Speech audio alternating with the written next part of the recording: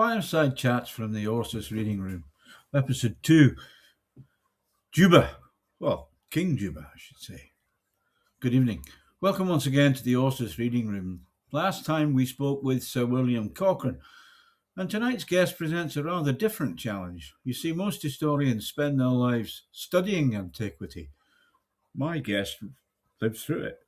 He wrote most of it. He has been a king. He served kings. He advised emperors.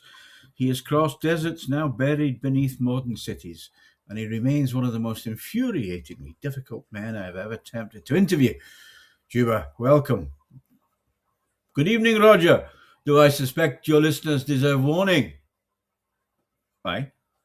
Because every time you ask me a question, I tend to answer three others. An entirely fair observation. For those unfamiliar with your story, perhaps we should begin at the beginning. Who are you? I've absolutely no idea. Excellent. We already reached the same conclusion as William. William thinks too much. And you? I remember too much. Then let us start there. What is the oldest thing you remember? Rain. Rain? Yes. People imagine history begins with kings and armies. It doesn't. It begins with weather. A failed harvest, a flooded river, a drought.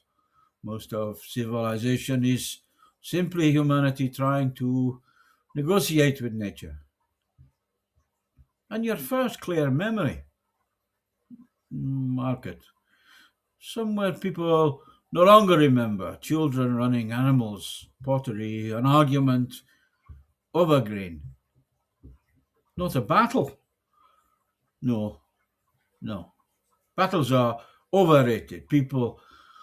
Most people who write history never present at one. I suspect several of my colleagues would object to that. Didn't they? Are welcome to do so.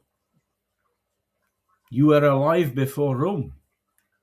Well, before Rome mattered, which is not quite the same thing. And what was Rome really like? Loud, smelly, dirty, smelled terrible. Remarkably successful. That may be the shortest summary of the Roman Empire ever recorded. The Gibbons would be delighted. It is also accurate. You knew Caesar. Briefly. What was he like? Busy. Everyone expects greatness. Most great men spend their lives rushing from crisis 1 to crisis 2 to another. Caesar was no different.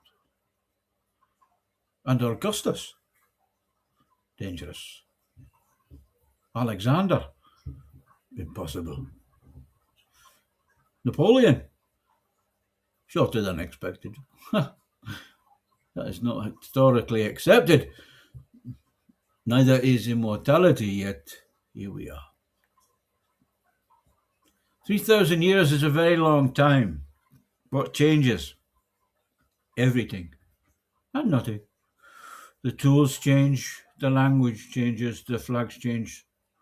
Human beings do not. Meaning? People still want safety, purpose, belonging, love, a future for their children. Those things never change, only the methods. You watch religions rise and fall, Juba. Empires appear and disappear. What survives? Stories. Stories. Always stories. Long before or long after kings are forgotten, long after monuments crumble, people will tell stories. That is how civilization remembers itself. You realize you're speaking to an audience largely composed of readers. And they already understand. A final question. If you could leave our listeners with one lesson from 3,000 years of experience, what would it be? Remain curious. The moment you believe you know everything worth knowing, your education has ended. The universe is far older, far stranger, and far more beautiful than Certainty permits. That is remarkably optimistic. At my age, optimism is an act of rebellion. Thank you, Juba. My pleasure. Till next time, perhaps, invite someone less verbose.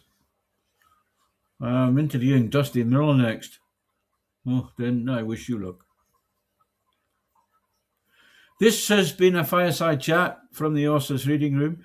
Join us next time when we attempt to do the impossible and persuade David Dusty Miller to answer a question directly and without swearing. Until then, good evening. History remembers the events. ORSUS reveals the record. Good night.